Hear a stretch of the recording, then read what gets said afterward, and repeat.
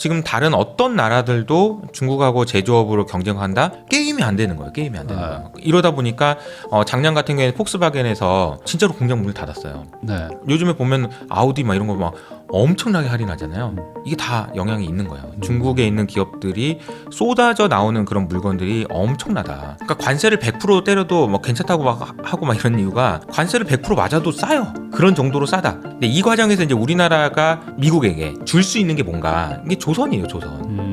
너무 중요해요. 그러니까 중국배 가져오면은 우리나라 들어오면은 벌금 내야 된다. 그러니까 벌금 진짜 계속 올릴 거다. 발주하지 마. 그럼 할 데가 우리나라밖에 없단 말이에요. 그러니까 엄청난 수혜를 지금 보고 있는 상황이다.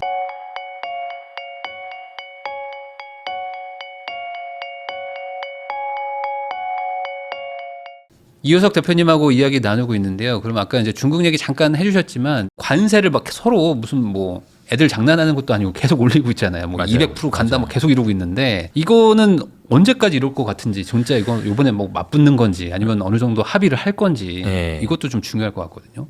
이것도 역시 이제 왜 그런 건가를 먼저 생각해 보면 중국의 제조업 경쟁력이 어느 정도 되는지를 아는 게 좀 일단 중요한 것 같아요. 네. 코로나 끝나고 나서 이제 많은 이제 언론이나 이런 기사 헤드라인에 보면 이런 거 많이 나왔었잖아요. 이제 중국은 더 이상 전 세계의 공장이 아닙니다. 이런 얘기 많이 나왔잖아요. 완전 거짓말이죠.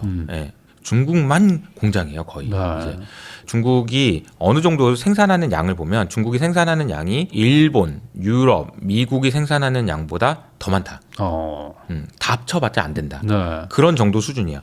이 이야기를 레이 달리오가 했는데 일론 머스크가 아니다. 그거 잘못 계산한 거다. 이렇게 얘기하면서 계산을 다시 해줬는데 비슷해요.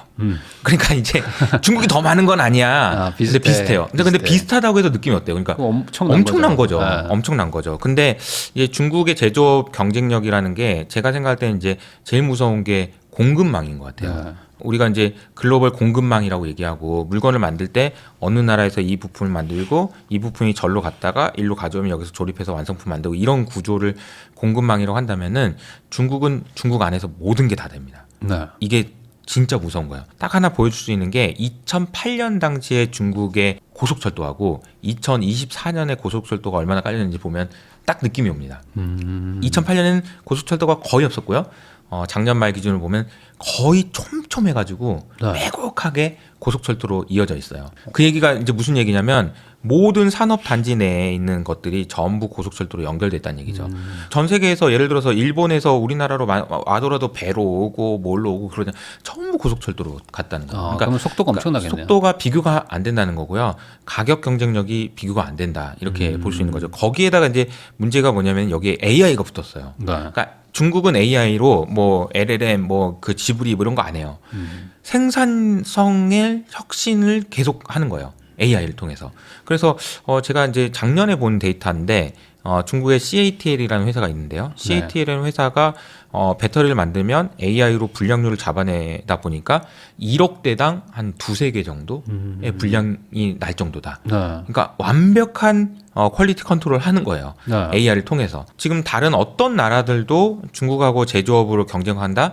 이거는 불가능해진 시대가 왔다라고 할 정도로 중국이 무섭게 치고 올라왔다라는 거죠. 그래서 이거를 제가 이제 비유로 이렇게 설명드려요. 그러니까 중국에 있는 회사들이 아까 제가 말했던 공급 과잉이라고 그랬잖아요. 중국 공장 돌리는 공장장들도 이거 더 생산할 수도 없는데 시진핑한테 가가지고 시진핑 우리 이제 공장 문 닫아야 될 것 같아. 그러면 시진핑이 그렇게 얘기한다는 거죠. 아니 니는 문 닫지 마. 저기 한국에 있는 공장 문 닫을 때까지 너는 문 닫지 마. 독일에 있는 공장 문 닫을 때까지 너는 문 닫지 마. 근데 적자가 너무 심해서요. 그러면은 내가 보조금 줄게 이렇게 한다는 거죠. 그러니까 중국에 있는 기업들에게 주는 보조금의 크기를 정확하게 아는 사람은 전 세계 아무도 없습니다. 네. 도대체 얼마를 주는지를 몰라요. 그러니까 지금 사실 보면은 이걸 비유로 이렇게 설명을 하더라고요. 다른 모든 나라에 있는 기업들은 스타크래프트로 따지면은 유한 맵에서 플레이를 하고 있는데 여기는 무한 맵이다. 무한맵이에요. 게임이 안 되는 거예요. 게임이 안 되는 거예요. 이러다 보니까 작년 같은 경우에 폭스바겐에서 진짜로 공장 문을 닫았어요. 네. 요즘에 보면 아우디 막 이런 거 막 엄청나게 할인하잖아요. 이게 다 영향이 있는 거예요. 중국에 있는 기업들이 쏟아져 나오는 그런 물건들이 엄청나다. 그래서 제가 숫자를 하나 말씀드리면 좀 감이 오실 것 같은데 우리나라에서 포니를 1980년대부터 수출하기 시작했잖아요. 그래가지고 수출량을 계속 늘렸을 때 우리가 제일 많이 수출했을 때의 숫자가 300만 대였거든요. 300만 대. 그리고 일본하고 독일이 수출 강국이었죠. 자동차 수출 강국. 그래서 한 500만 대, 많이 하면은 50만 대 이 정도 했었습니다. 근데 중국이 2년 전부터 자동차를 수출하기 시작했어요. 그리고 작년에 기록했던 수출 규모가 650만 대. 600만 대. 2년 만에 650만 대. 네. 아마 이제 올해는 그 더블로 늘어날 것 같아요. 늘겠네요. 그러니까 이게 그러니까 전 세계 있는 자동차 회사들이 살아날 수가 없는 거예요. 그러니까 가성비가 너무 좋으니까 네. 이거는 가격으로도 경쟁이 안 돼요. 그러니까 지금 이런 상황이 지금 그런데 아까 제가 말씀드렸던 공급망이 더 완벽하고 이런 상황이 계속된다.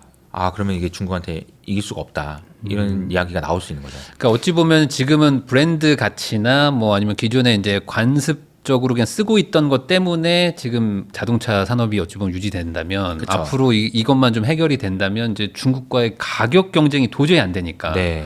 뭐 반값 뭐 이렇게 막 지금도 사실 뭐 차들 요즘에 뭐 BYD나 막 한국에 조금씩 막 들어오려고 하는데 맞아요. 가격은 확실히 싸더라고요. 확실히 싸요. 그리고 네. 성능도 자율주행 이런 것도 우리나라에 있는 그 H사 네. 임원들이 작년 말에 중국에 가서 자율주행 중국 업체들 자율주행 하는 거 보고 너무 큰 충격을 받아서 정말 큰 충격을 받았다고 하더라고요. 네, 네. 아, 우리는 이거 그만하자. 우리는 뭐 안 해도 될 것 같다. 이런 얘기를 했다고 네, 네. 제가 후문으로 들었는데 그러니까 그 정도예요. 그 정도. 그러니까 경쟁 자체가 불가능한 수준까지 갔다. 네, 네. 근데 이건 어찌 보면 당연한 게 규모도 크고 시장도 크고 거기다 공산주의니까 뭐 어찌 보면 그냥 뭐 일단 막 밀어붙이면 사실 우리나라가 이길 방법이 없지 않나요? 그러니까요. 그러니까 이제 무서운 거죠. 네. 그러니까 무서운 거고 이게 이제 제가 생각할 때는 이게 오히려 중국 입장에서는 독이 될 수도 있다라고 생각해요. 첫 번째는 너무 지나친 공급 과잉이다.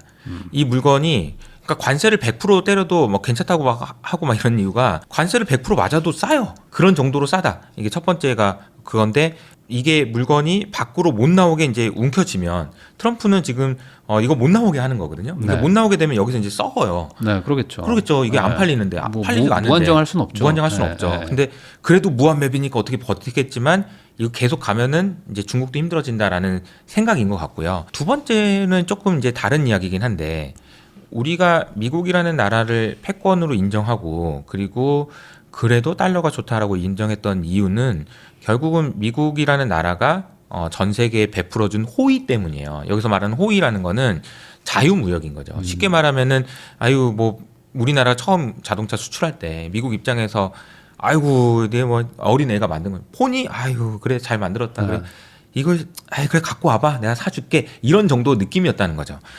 그러면서 이제 우리나라도 산업도 이제 커질 수 있는 그러니까 다시 말하면 미국이란 나라가 다른 나라에서 물건을 만들어 오면 사줬다는 거예요. 네. 그러다가 지금은 이제 미국에서는 제조업이 없으니까 지금은 다른 이야기가 됐지만 그러니까 지금도 여전히 미국은 다른 나라에서 물건을 만들어 오면 잘 만들었다고 하고 사줄 수 있는 여력이 되는 또 다른 말로 하면은 사줄 수밖에 없는 나라예요.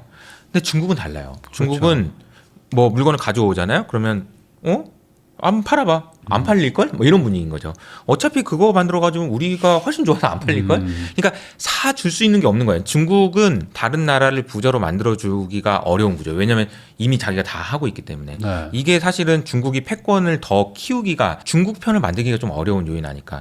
이게 오히려 역으로 더 안 좋은 점도 있다라는 생각도 좀 할 수 있는 것 같아요. 그러니까 아까 말씀하신 것처럼 지금 무한 맵처럼 운영하고 있지만 사실은 무한이 아닌 거잖아요. 어찌 보면 그쵸, 그냥 그쵸. 자기들도 그냥 버티면서 가는 거잖아요. 그쵸, 그쵸. 그러니까 누가 더 먼저 손들고 포기하느냐의 싸움인가 이게 보면. 그러니까 이제 이게 잘 보면은 무한 맵이라고 했는데 그러면 어딘가 모르게 위안화를 어딘가를 풀고 있다는 얘기잖아요.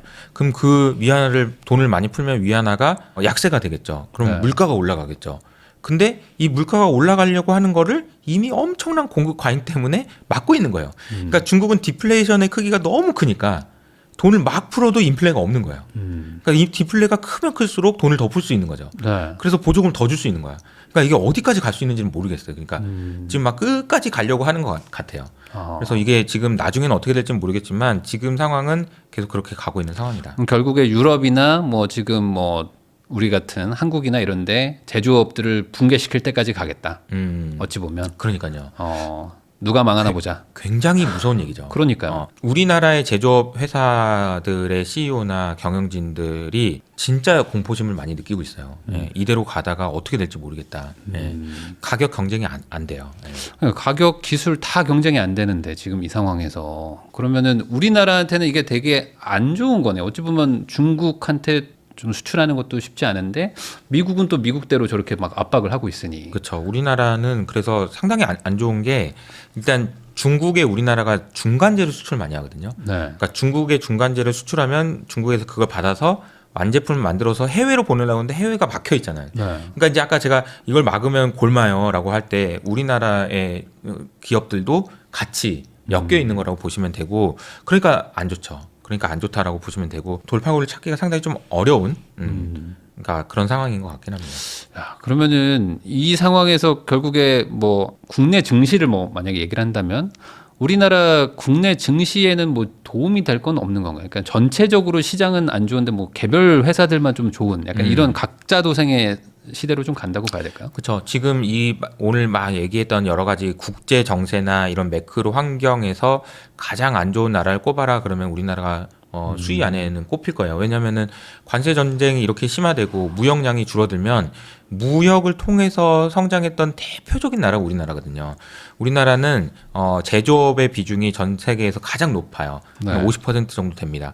근데 제조업 물건을 만드는 거에 절반 정도가 수출용이에요. 그러니까 그 말은 다시 말하면은 우리가 이제 그 명절 때 떡을 송편을 해. 근데 먹을 것보다 2배 더 많이 만드는 거예요. 네. 근데 밖에서 안 사가면 이건 썩는 거잖아요. 네.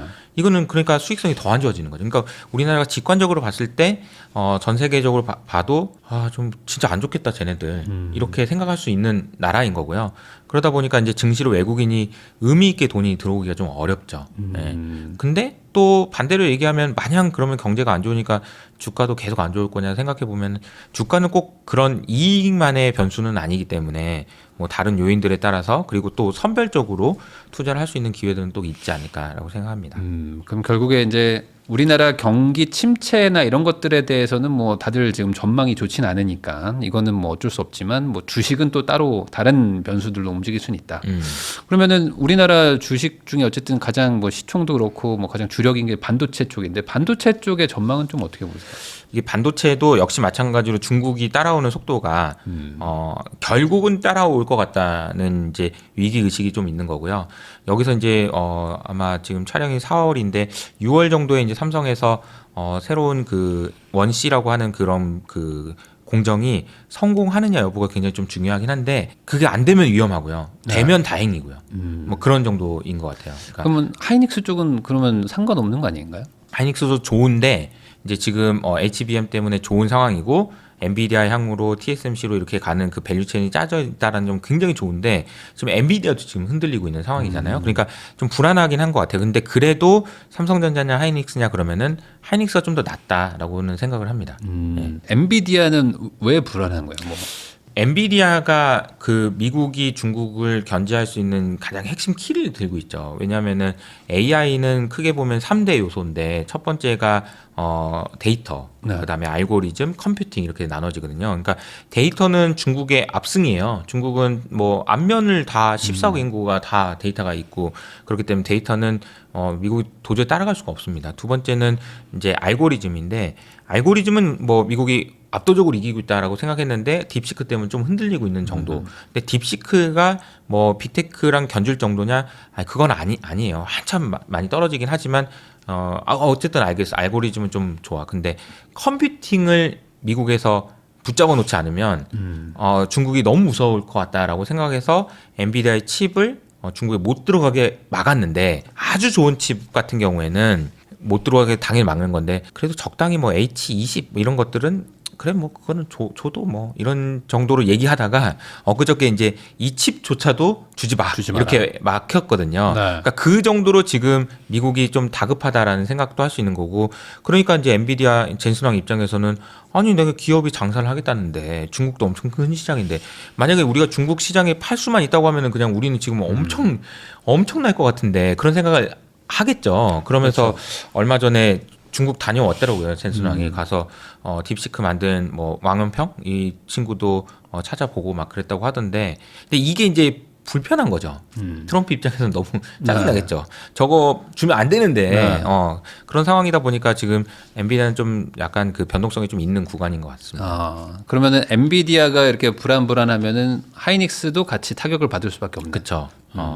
엔비디아가 웃돈을 받아가면서 빅테크한테 팔았는데 그게 좀 아니라고 한다면은 하이닉스한테도 부정적인 영향을 준다. 근데 이제 장기적으로 보면은 그래도 하이닉스에 기대할 수 있는 게 있다고 하는 이유가 뭐냐면 결국은 뭐 반도체 수요는 커져요. 그리고 AI 때문에 커질 수밖에 없기 때문에 주가가 뭐 이미 마진이 조정 받아 있는 상황이기 때문에 뭐 기회는 있다. 근데 지금 당장은 주가가 올라가기 쉽지 않은 상황이다. 이렇게 보면 될 것 같습니다. 그러면은 결과적으로 우리나라한테는 뭐 사실 좋은 건 별로 없네요. 좋은 소식은 아니네요. 지금 어떤 이 중국과 미국의 그쵸. 지금 관세 전쟁 이렇게 하는 것들이. 근데 좋은 게 있습니다. 뭐냐면은 우리 그 미국에서 얼마 전에 TWQ라는 네. 보고서가 하나 나왔는데 이게 이제 정치 외교 쪽에서는 되게 유명한 거라고 하더라고요. 그래서 그걸 제가 이제 보면서 이 정도인가 이렇게 하면서 이제 느꼈던 거를 아까 계속 이제 말씀을 드린 건데, 이 보고서에 보면은 어쨌든 미국이 전 세계 압도적 1등은 아니니까 이제 뭔가 하나씩 포기를 해야 된다면 어디까지 포기할 수 있을까 이런 내용들이에요. 네. 그래서 대만도 포기를 한다고는 못하겠지만 막 이런 이제 이 뉘앙스 어떤 뉘앙스인지 아시겠죠? 그러니까 지금은 만약에 중국이 대만을 공격하면 같이 개입을 할까 말까 말 모르겠어 이런 식으로 이제 전략적 모호성이라고 얘기하거든요. 근데 그거를 그냥 우리는 안 할게라고 얘기를 해야 되는 거 아니냐라는 게 이제 그 보고서의 보고서요. 논지였어요. 네. 그렇게 되면 어떤 일이 일어날까를 막 고민하는 거였어요.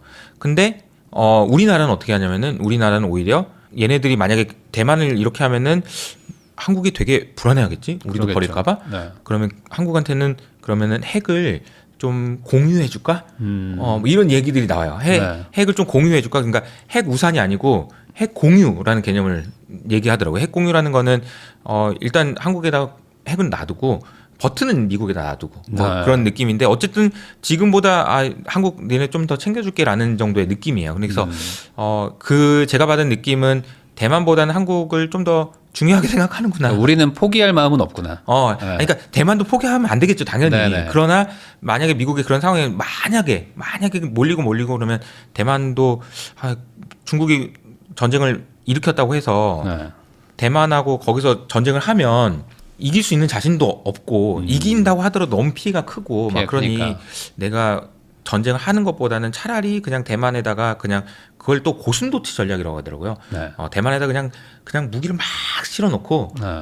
중국이 아예 그냥 얘를 건드리지 못하게 그러니까 고슴도치처럼 네. 그런 전략으로 가는 게 맞지 않냐 이런 이야기를 하더라고요. 그러니까 제가 이 얘기를 드리는 이유가 지금 그러니까 국제 정세가 이런 이야기가 오갈 정도로 상당히 많이 네. 바뀌었다는 걸 말씀드리는 거고, 근데 이 과정에서 이제 우리나라가 미국에게 줄 수 있는 게 뭔가 이게 조선이에요, 조선. 너무 중요해요. 그러니까 배로 해군력이 지금 미국이랑 중국이랑 또 차이가 많이 나서 미국은 우리나라의 조선사가 너무 절실하게 필요하고요. 그러다 보니까 아까 제가 말씀드렸던 대로 중국 배 가져오면은 우리나라 들어오면은 벌금 내야 된다. 그러니까 벌금 진짜 계속 올릴 거다. 그러니까 중국한테 발주하지 마. 그럼 할 데가 우리나라밖에 없단 말이에요. 그러니까 엄청난 수혜를 지금 보고 있는 상황이다. 우리나라의 조선사들. 이런 이야기가 당장 야 미국이 중국 대만 버렸대 뭐 이런 얘기가 아니라 이런 이야기가 나온다는 사실 자체가 다른 모든 나라로 하여금 어떤 생각이 들게 야 무기 더 사놔야 되겠다. 야 큰일 났다. 우리가 안 지키면 나중에 어떻게 될지 몰라. 이렇게 될 거잖아요. 그러니까 우리나라 방산업체도 너무 좋은 거예요. 그러니까 조선과 방산이 올해 이제 우리나라 주식시장에서 상당히 좋은 성과를 냈지만 앞으로도 글로벌 이 그 환경을 비춰보면 앞으로도 계속 좀 좋을 수 있을 것 같다라는 생각이 좀 드는 거죠. 이쪽에 대해서도 어찌 보면 좀 관심을 좀 가져야 된다. 네네. 이런 얘기 해주신 것 같습니다.